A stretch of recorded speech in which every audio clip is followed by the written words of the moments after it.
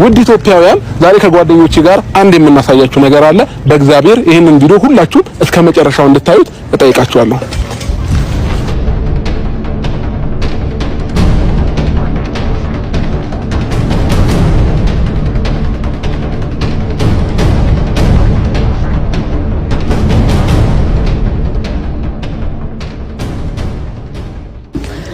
እዚህ ከጎናችን የምትመለከቷት እህታችን ቤዛዊት ትባላለች። ለረጅም ዓመት አረብ ሀገር ሰርታ ቆይታ መታ የራሷ ሱፐርማርኬት ላይ ተሰራ ነበረ። ነገር ግን አይምሯ ውስጥ ባደገ ትልቅዬ እጢ ሁለቱም አይኖቿ ማየት ተስኗቸዋል። እሺ ሁላችሁም ደጋግ ኢትዮጵያውያን ይሄንን ቪዲዮ የምትመለከቱ ሁላችሁም በእግዚአብሔር ስም ነው የምንጠይቃችሁ።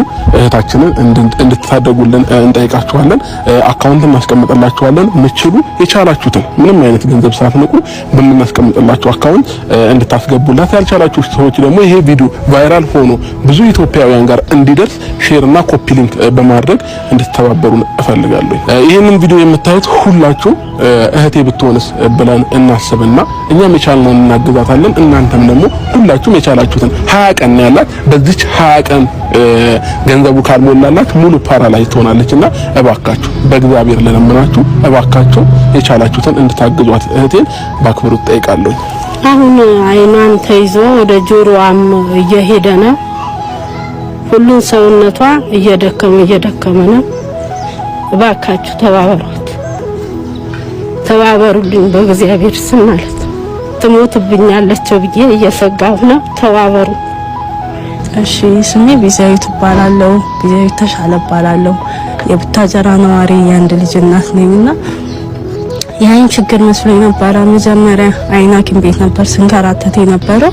በኋላ እየደከመ ከጠፋ በኋላ ነው የጭንቅላት አንጎል እጢ እንደሆነ የታወቀው። ከአይን ያልፋው ጆሮዬም አንድ ጆሮዬ እንትን ብሏል፣ አይሰራም። ግን ወደ ሌላኛው ጆሮዬ እየተላለፈ ነው። ሰውነቴም እየደከመ ነው። በአስቸኳይ ሕክምናው ካገኘው ምናልባት ልተርፍ ይችላል፣ አይኔም ሊተርፍ ይችላል፣ ጆሮዬም እኔም ረጅም ዕድሜ ሊኖረኝ ይችላልና ሕክምናው በጣም በአስቸኳይ ማግኘት እንዳለብኝ ነው የተነገረኝ እና ለልጄ ሲባል እኔም ወጣት ነኝ፣ ሰርቼ እንደ ወጣት እንደ ጓደኞቼ መኖር ስለምፈልግ በቃ ማቹ የቻለ ገንዘብ ብቻ ሳይሆን ሀሳብን ዶክተርም ከተገኘ እኔ እሰራታለሁ ያለው ሁሉ ከተገኘ እርዱኝ እላለሁ። አመሰግናለሁ።